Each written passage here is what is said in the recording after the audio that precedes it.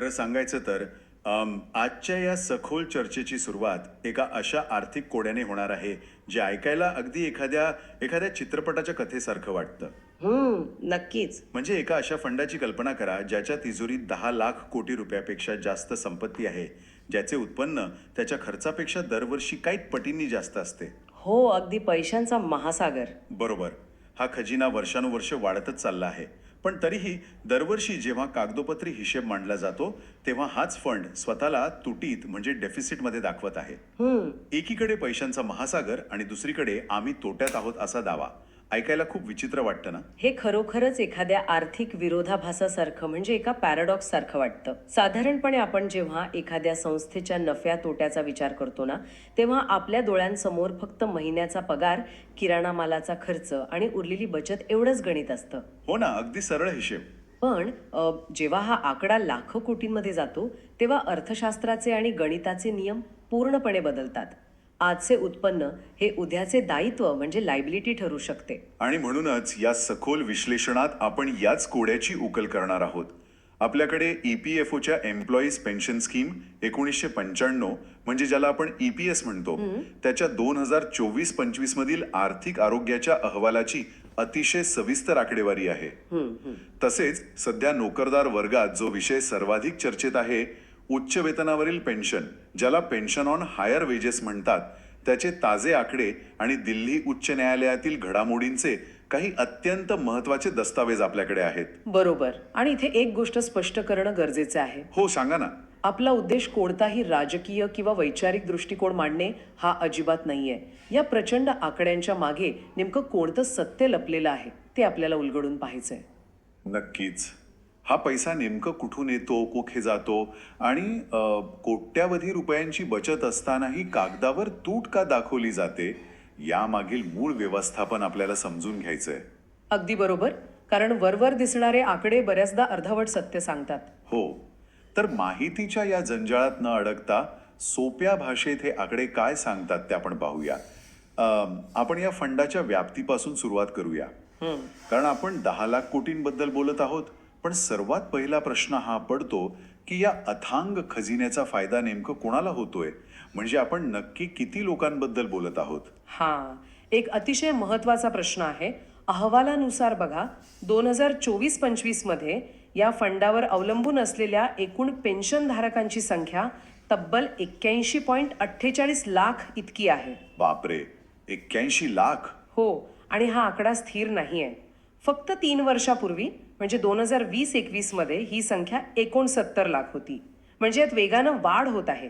अच्छा, म्हणजे खूप वेगाने लाभार्थी वाढत आहेत. हो. आणि ह्या 81 लाख लोकांची वर्गवारी पाहिली तर एक खूप रंजक गोष्ट समोर येते. यात केवळ निवृत्त झालेले कर्मचारीच नाहीत. एक मिनिट, म्हणजे ही फक्त काम करणाऱ्यांची पेन्शन नाहीये. आकडेवारीनुसार एकूण लाभार्थ्यांपैकी 65.09% हे मूळ सदस्य म्हणजे निवृत्त कर्मचारी आहेत. पण त्यासोबतच 26.16% जोडीदार आणि 7.49% मुले आहेत. अच्छा, म्हणजे स्प्राउज आणि चिल्ड्रन पण कव्हर होतात. अगदी. याशिवाय अनाथ मुले आणि पालकांचाही यात समावेश आहे. याचा अर्थ असा की EPS ही फक्त निवृत्ती वेतन योजना नाही, तर ती एक संपूर्ण कौटुंबिक सुरक्षा व्यवस्था आहे जी कुटुंबातील कमवत्या व्यक्तीच्या निधनानंतरही अवलंबितांना आधार देते. ही व्याप्ती खरोखरच खूप मोठी आहे. पण इथेच एक धक्कादायक वास्तव समोर येतं ज्यावर विश्वास ठेवणं कठीण जातं. कोणतं? आपण आताच म्हणालो की हा 10 लाख कोटींचा फंड आहे, एखाद्या महासागरासारखा. पण आकडेवारी सांगते की तब्बल 45.19% पेन्शन धारकांना महिन्याला फक्त 1,000 रुपये किंवा त्याहून कमी पेन्शन मिळते. हो, हे खरं आहे. क्षणभर विचार करा. आजच्या महागाईच्या काळात 1,000 रुपयात काय येतं?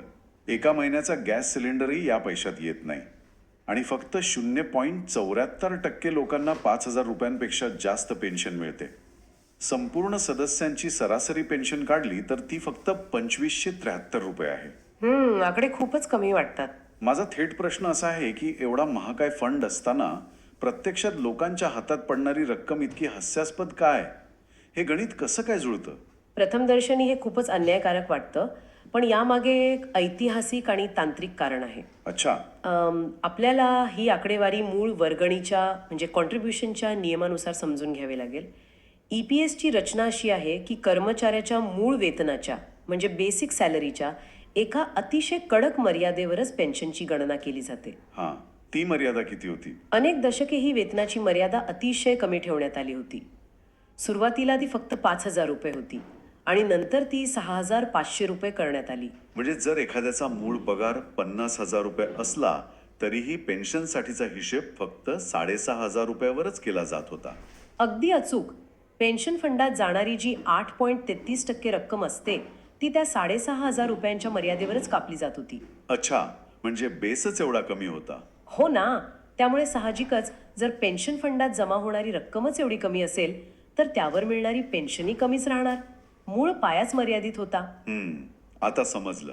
आणि जे 45% लोक 10,000 रुपयांपेक्षा कमी पेन्शन घेतात त्यात अनेक जण असे आहेत ज्यांनी फार कमी वर्ष नोकरी केली आहे किंवा ते जोडीदार किंवा मुले या श्रेणीत येतात ज्यांना मूळ सदस्याच्या पेन्शनचा फक्त काही टक्काच मिळतो. बरोबर. त्यामुळे हा आकडा एवढा खाली आलेला दिसतो. कसं आहे ना, जो पाया आहे तोच मुळात कृत्रिमरित्या मर्यादित ठेवण्यात आला होता. हे खूप महत्वाचं आहे. हो, अगदी. पण मग इथूनच दुसरा प्रश्न निर्माण होतो. जर पेन्शनची रक्कम इतकी कमी दिली जाते तर मग कर्मचाऱ्यांचा कापलेला आणि नियोक्त्याने दिलेला हा सर्व पैसा जमा कुठे होतोय?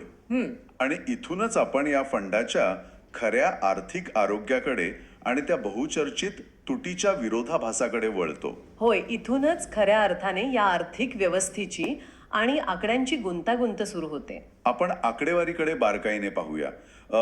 2024-25च्या अखेरीस या फंडाची एकूण रक्कम तब्बल 10,07,460 कोटी रुपये झाली आहे. बापरे, हा आकडा खरंच थक्क करणार आहे. हो, 10 लाख कोटींपेक्षा जास्त. आणि या फंडाची वार्षिक वाढ किंवा आपण ज्याला कंपाऊंड अॅन्युअल ग्रोथ रेट म्हणतो तो 13.72% इतका भक्कम आहे. विशेष म्हणजे फक्त 2024-25 या एकाच आर्थिक वर्षात पेन्शन फंडात एकूण जमा झालेली रक्कम सुमारे 1,48,179 कोटी रुपये होती. आता याच्या तुलनेत खर्च किती झाला? ज्यामध्ये पेन्शन वाटप आणि परतावा दोन्ही येतात तो खर्च केवळ 27,963 कोटी रुपये होता. अच्छा. म्हणजे माझं गणित थोडं तपासा, पण याचा अर्थ असा होतो की एका वर्षातील निव्वळ बचत 1,20,000 कोटी रुपयांपेक्षा जास्त आहे. हो, गणित अगदी बरोबर आहे तुमचं. मग थांबा. जर 1,20,000 कोटी दरवर्षी वाचत आहेत तर ही संस्था दस्तऐवजांमध्ये स्वतःला तुटीत का म्हणते? हाच तो विरोधाभास आहे. म्हणजे हे काहीतरी कॉर्पोरेट अकाउंटिंगचं जाळं वाटतंय जिथे पैसे लपवण्यासाठी किंवा नफा कमी दाखवण्यासाठी अशा तांत्रिक शब्दांचा वापर केला जातो. हे नक्की काय आहे? तुमचा संशय अतिशय नैसर्गिक आहे. एखाद्या माणसाने महिन्याला 1,00,000 रुपये कमवावेत, 20,000 खर्च करावेत, 80,000 वाचवावेत आणि तरीही स्वतःला दिवाळखोर म्हणावं असंच हे चित्र आहे. अगदी तेच. पण इथेच ॲक्च्युरियल डेफिसिट ही संकल्पना समजून घेणं अत्यंत आवश्यक आहे. अच्छा, म्हणजे काय? ॲक्च्युरियल मूल्यांकन म्हणजे आजच्या घडीला फक्त बँक खात्यात किती पैसे आहेत हे पाहणे नव्हे. तो केवळ आजचा कॅश फ्लो झाला. मग त्यात अजून काय येतं? ॲक्च्युरियल मूल्यांकन हे भविष्यातील धोके आणि भविष्यातील जबाबदाऱ्यांचा अत्यंत सूक्ष्म हिशेब असतं. भविष्यातील जबाबदाऱ्या म्हणजे नेमक्या कोणत्या? सोप्या भाषेत सांगायचे तर आज जे 81 लाख लोक पेन्शन घेत आहेत त्यांना त्यांच्या उर्वरित आयुष्यापर्यंत पेन्शन द्यावी लागेल. बरोबर. शिवाय आज जे कोट्यावधी सक्रिय सदस्य काम करत आहेत ते जेव्हा 15-20 वर्षांनी निवृत्त होतील तेव्हा त्यांना ही पेन्शन द्यावी लागेल. आणि वैद्यकीय सुविधांमुळे लोकांचं आयुर्मानही वाढत आहे. अगदी बरोबर. म्हणजे पेन्शन पूर्वीपेक्षा जास्त काळ द्यावी लागणार आहे. दुसरीकडे भविष्यात फंडात किती रक्कम जमा होईल आणि त्यावर व्याजदरात चढ उतार झाल्यावर किती परतावा मिळेल याचाही अंदाज बांधावा लागतो. अच्छा. जेव्हा या भविष्यातील एकूण देणी आणि भविष्यातील एकूण संपत्ती यांची आजच्या मूल्यानुसार तुलना केली जाते तेव्हा जर भविष्यातील देणी भविष्यातील संपत्तीपेक्षा जास्त असण्याची शक्यता असेल तर त्याला तूट म्हणतात. हो, त्या संभाव्य तफावतीला ॲक्च्युरियल तूट म्हणतात. म्हणजे आज खिशात पैसे भरपूर आहेत पण आजपासून 30-40 वर्षांनी द्यावे लागणारे पैसे त्याहूनही जास्त असू शकतात. हा तो गणितीय अंदाज आहे. अगदी अचूक. पेन्शन फंड हा एका पिढीकडून दुसऱ्या पिढीकडे चालणारा दीर्घकालीन करार असतो. त्यामुळे आज जमा होणारा 1,20,000 कोटींचा जो अतिरिक्त निधी आहे तो नफा नाहीये. ती रक्कम भविष्यातील त्या वाढीव दायित्वांसाठी राखून ठेवली जात आहे. बरोबर. जर आजच हे पैसे उधळले किंवा पेन्शन अचानक वाढवली तर कदाचित 20-25 वर्षांनंतर हा फंड खरोखरच रिकामा होऊ शकतो आणि पुढच्या पिढीला पेन्शन देण्यासाठी पैसेच उरणार नाहीत. हा मुद्दा खरोखरच डोळे उघडणार आहे. म्हणजे ती तूट खऱ्या अर्थाने पैशांची कमतरता नसून भविष्यातील आर्थिक संकटाचा एक इशारा आहे. हो, अगदी तसंच. आणि याच भविष्यातील देण्यांच्या चिंतेमुळे सध्याचा सर्वात मोठा आणि गुंतागुंतीचा मुद्दा समोर आला आहे, उच्च वेतनावरील पेन्शन किंवा पेन्शन ऑन हायर वेजेस. आपण मगाशी वेतनाच्या मर्यादेबद्दल बोललो. आता या नवीन प्रकरणामुळे या संपूर्ण फंडाच्या स्थिरतेवर कसा मोठा ताण आला आहे हे पाहणं रंजक आहे. नक्कीच. सर्वोच्च न्यायालयाच्या निर्णयानंतर हा विषय केवळ चर्चेचा नाही तर अंमलबजावणीच्या पातळीवर अत्यंत कळीचा बनला आहे. हे समजून घेण्यासाठी ना आपण एक उदाहरण घेऊया. समजा एखाद्या व्यक्तीने गेल्या 10 वर्षांपासून नेटफ्लिक्सच्या सर्वात बेसिक साध्या प्लॅनचे पैसे भरले आहेत हां, आणि अचानक एक दिवस कोर्टाचा निर्णय येतो की नाही, तुम्हाला तुमच्या जुन्या बेसिक प्लॅनच्या सबस्क्रिप्शनवरही आयुष्यभर 4K प्रीमियम क्वालिटी पाहण्याचा अधिकार आहे. अट फक्त एवढीच की गेल्या 10 वर्षांत तुम्ही जो कमी पैसा भरला आहे तो आता फरकासकट व्याजासह भरा. बरोबर. आता नेटफ्लिक्सला त्या व्यक्तीचा हिशेब काढायचा आहे, महागाईनुसार व्याज लावायचे आहे आणि हे सगळं करताना कंपनीचं दिवाळे निघणार नाही याचीही काळजी घ्यायची आहे. EPFO समोर सध्या असाच काहीसा 9,500 कोटी रुपयांचा पेचप्रसंग उभा आहे. बरोबर. तुम्ही दिलेले हे नेटफ्लिक्सचे उदाहरण अगदी चपखल आहे. इथला पेच प्रसंग अगदी असाच आहे. आकडेवारी पाहिली तर परिस्थितीचं गांभीर्य लक्षात येते. हां, काय सांगते आकडेवारी? या उच्च पेन्शनसाठी देशभरातून एकूण 17.49 लाख अर्ज आले होते. त्यापैकी तब्बल 10.36 लाख अर्ज EPFOने अपात्र ठरवून नाकारले आहेत. बापरे, निम्म्यापेक्षा जास्त अर्ज नाकारले गेले का? कारण अनेकांनी अपूर्ण माहिती दिली होती, काहींचं मूळ पगार त्या मर्यादेपेक्षा जास्त नव्हते, तर काहींनी वेळेत योग्य कागदपत्र सादर केली नाहीत. अच्छा, म्हणजे प्रशासकीय त्रुटी होत्या. हो, आणि जे पात्र ठरले त्यापैकी केवळ 97,000च्या आसपास सदस्यांनी आत्तापर्यंत मागणी केलेली फरकाची रक्कम जमा केली आहे आणि फक्त 31,013 जणांच्याच पेन्शन पेमेंट ऑर्डर म्हणजे PPO जारी करण्यात आल्या आहेत. म्हणजे ही प्रक्रिया खूपच संथ आहे. हो, ती किती संथ आणि प्रशासकीय पातळीवर किती किचकट आहे हे यावरून दिसतं. पण सगळ्यात जास्त लक्ष वेधून घेणारा आकडा दुसराच आहे. कोणता? EPFOने दिल्ली उच्च न्यायालयात दाखल केलेल्या दस्तऐवजानुसार त्यांनी 38,000 अर्जांच्या एका नमुन्याची तपासणी केली आणि फक्त या 38,000 लोकांच्या उच्च पेन्शनच्या हिशोबात त्यांना 9,500 कोटी रुपयांची तूट दिसली. प्रति व्यक्ती सुमारे 25 लाख रुपये होतात. म्हणजे एका व्यक्तीला उच्च पेन्शन देण्यासाठी EPFOला भविष्यात सरासरी 25 लाख रुपयांची अतिरिक्त तरतूद करावी लागणार आहे. एवढी मोठी तूट भरून काढण्यासाठी प्रशासकीय पातळीवर नेमकी काय धडपड सुरू आहे आणि मुळात EPFOचं यात नुकसान तर होणार नाही ना? इथेच त्या तुटीचा आणि वसुलीचा खरा खेळ आहे.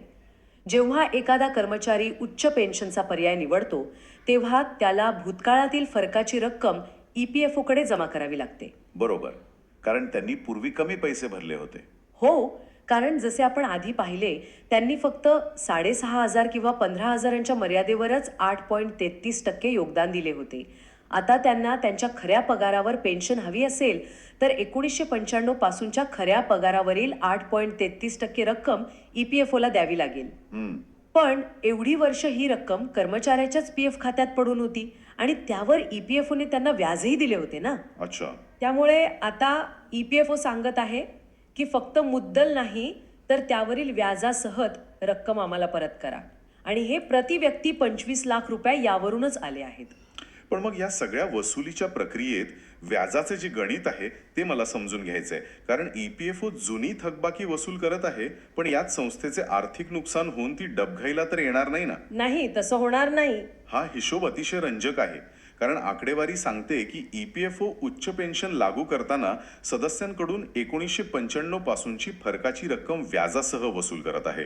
आणि हा व्याजदर किती आहे? किती आहे? EPFOने सदस्यांकडून वसूल केलेला सरासरी ऐतिहासिक व्याजदर 9.33% आहे. होय, आणि याच्या तुलनेत EPFOने स्वतःच्या गुंतवणुकीवर कमावलेला सरासरी व्याजदर किती आहे हे पाहणं महत्वाचं आहे. तो दर आहे 8.52%. म्हणजे एक मिनिट, EPFO लोकांकडून 9.33%ने पैसे घेत आहे आणि स्वतः बाजारातून 8.52% कमवत आहे. याचा अर्थ काय होतो? याचा अर्थ हाच आहे की EPFOने स्वतःचा बचाव अतिशय अचूकपणे करून ठेवला आहे. अच्छा. बऱ्याचदा असा समज असतो की सर्वांना उच्च पेन्शन दिल्यास EPFO दिवाळखोरीत निघेल, पण हा 0.81% व्याजाचा फरक खूप काही सांगून जातो. EPFO भूतकाळातील रकमेवर तोच व्याजदर वसूल करत आहे जो त्यांनी त्या काळात भविष्य निर्वाह निधीवर कर्मचाऱ्यांना दिला होता. म्हणजे थकबाकी आणि त्यावरील जास्त व्याजदर वसूल केल्यामुळे उच्च पेन्शन देण्यात EPFOचे कोणतेही आर्थिक नुकसान होत नाहीये, बरोबर? अगदी बरोबर. ही महाकाय संस्था या 0.8%च्या फरकाने आपला मूळ फंड सुरक्षित ठेवत आहे. वा, म्हणजे हे एक अतिशय हुशार गणितीय संतुलन आहे. पण हे सगळं कागदावर जेवढं सोपं वाटतं तेवढं प्रत्यक्षात नाहीये. नक्कीच नाही. कारण हे नियम स्पष्ट करताना काही प्रशासकीय आणि तांत्रिक गुंतागुंतही निर्माण झाली आहे.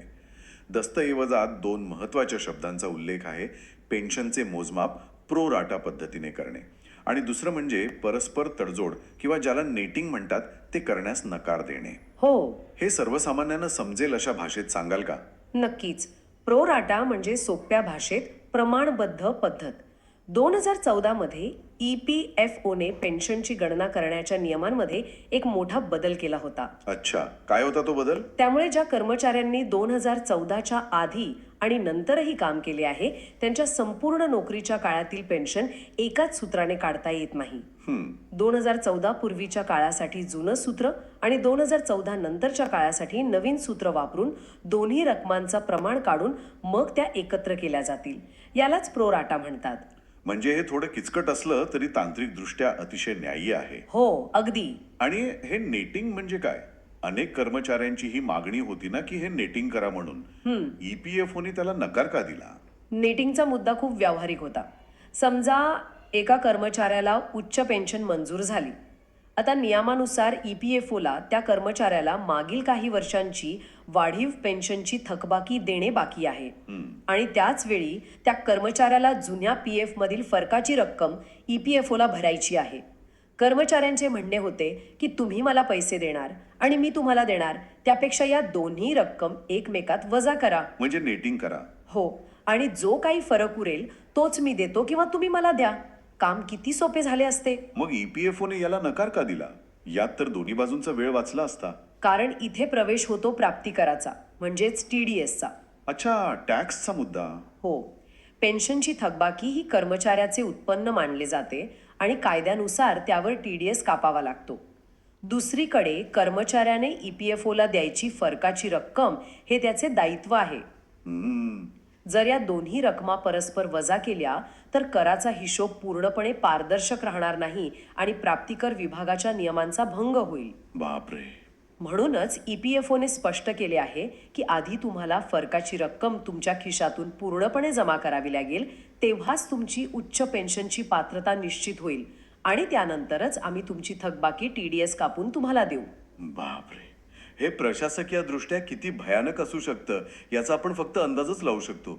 एकीकडे न्यायालयीन आदेश, दुसरीकडे कर प्रणाली आणि तिसरीकडे 10 लाख कोटींच्या फंडाचं गणित. अगदी. पण या सगळ्या पेन्शनच्या, म्हातारपणाच्या काळजीच्या आणि कर कपातीच्या गदारोळात आपण एक अत्यंत महत्त्वाच्या योजनेकडे बऱ्याचदा दुर्लक्ष करतो, जी याच व्यवस्थेचा एक अविभाज्य भाग आहे.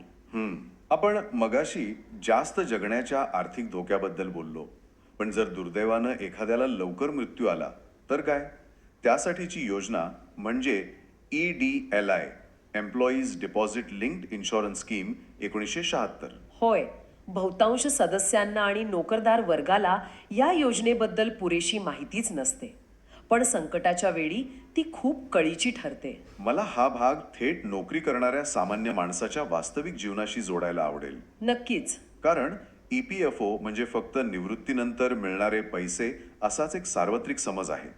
पण ही EDLI योजना एक अदृश्य पण अत्यंत महत्त्वाची सुरक्षा ढाल आहे. या योजनेचा मुख्य उद्देश EPF सदस्यांच्या दुर्दैवी मृत्यूनंतर त्यांच्या कुटुंबाला आर्थिक सुरक्षा आणि एकरकमी मदत देणे हा आहे. म्हणजे जर एखादी व्यक्ती EPFची सक्रिय सदस्य असेल तर त्या कुटुंबाला आपोआप हा जीवन विमा मिळतो. बरोबर. आणि या योजनेचे सर्वात मोठं वैशिष्ट्य म्हणजे या विम्यासाठी कर्मचाऱ्याला स्वतःच्या खिशातून किंवा पगारातून कोणतीही अतिरिक्त रक्कम द्यावी लागत नाही. एक मिनिट, म्हणजे कर्मचाऱ्यांसाठी हा पूर्णपणे मोफत विमा आहे? तांत्रिकदृष्ट्या होय. कर्मचाऱ्याच्या पगारातून यासाठी काहीही कापले जात नाही. याची पूर्ण वर्गणी कंपनीकडून म्हणजेच नियोक्त्याकडून दिली जाते. अच्छा, हे खूप महत्वाचं आहे. जेव्हा कुटुंबातील कमवत्या व्यक्तीचा अचानक मृत्यू होतो तेव्हा कुटुंबाला पेन्शन तर मिळतेच, पण त्यासोबत तात्काळ आर्थिक आधारासाठी EDLI अंतर्गत मिळणारी एक रकमी मोठी रक्कम खूप मोठा आधार ठरते. हे एक प्रकारचं सामाजिक सुरक्षा कवच आहे. पण या नियमांना काही अपवादही आहेत, बरोबर? दस्तऐवजात नमूद केल्याप्रमाणे काही विशिष्ट क्षेत्रांना यातून वगळण्यात आले आहे, जसे की आसाममधील चहाचे मळे किंवा काही विशिष्ट सूट मिळालेल्या संस्था. त्यांना हे नियम लागू का नाहीत? कारण आसाममधील चहाच्या मळ्यांसाठी कामगार कायद्याअंतर्गत त्यांच्या स्वतःच्या वेगळ्या आणि ऐतिहासिक योजना आहेत. अच्छा. तसेच ज्या कंपन्यांनी EPFOला सिद्ध करून दाखवले आहे की ते त्यांच्या कर्मचाऱ्यांना EDLI पेक्षा जास्त चांगली किंवा बरोबरीची जीवन विमा योजना स्वतः देत आहेत, त्यांना यातून कायदेशीर सूट मिळते. म्हणजे पर्याय उपलब्ध असेल तर सूट मिळते. हो, पण भारतातील बहुतांश सामान्य नोकरदार वर्गासाठी EDLI हीच एक अतिशय भक्कम आणि बऱ्याचदा एकमेव जीवन विमा सुरक्षा असते, ज्याची नोंद प्रत्येकाने घेतली पाहिजे. हे नक्कीच खूप महत्वाचं आहे. तर आजच्या या सविस्तर चर्चेच्या शेवटाकडे येताना आपण नेमके काय पाहिले? आपण एका अशा 10 लाख कोटी रुपयांच्या महाकाय संपत्तीचा प्रवास पाहिला, जी बाहेरून अथांग महासागरासारखे दिसते, पण महिन्याला मिळणाऱ्या 1,000 रुपये पेन्शनचे कटू आणि ऐतिहासिक वास्तवही ती लपू शकत नाही. अगदी बरोबर. आपण उच्च पेन्शन प्रक्रियेतील ती मोठी गुंतागुंत पाहिली, जिथे एका बाजूला सर्वोच्च न्यायालयाचा न्याय देण्याचा आदेश आहे, तर दुसऱ्या बाजूला 25 लाखांच्या तुटीचा प्रशासकीय आणि तांत्रिक आव्हानांचा डोंगर आहे. आणि सर्वात महत्वाचे म्हणजे दरवर्षी 1.2 लाख कोटींचा अतिरिक्त निधी असतानाही कागदावर दिसणारी तूट ही प्रत्यक्षात कोणताही घोटाळा नसून भविष्यातील सुरक्षिततेची आणि वाढत्या आयुर्मानाची तजवीज कशी आहे हेही आपण सविस्तर समजून घेतलं. आणि हे सगळे समजून घेताना जेव्हा आपण पिढ्यानपिढ्या चालणाऱ्या पैशांचा विचार करतो, तेव्हा आर्थिक शिस्त आणि भविष्यातील धोक्यांचं गणित किती सूक्ष्म असावं लागतं हे या संस्थेच्या कामकाजावरून अगदीच स्पष्ट होतं. अगदी बरोबर. आणि म्हणूनच या सखोल विश्लेषणाचा समारोप करताना जाता जाता विचार करण्यासाठी एक वेगळा मुद्दा आपल्या सर्वांसाठी. आपण या चर्चेच्या सुरुवातीला त्या तुटीच्या विरोधाभासाबद्दल बोललो होतो.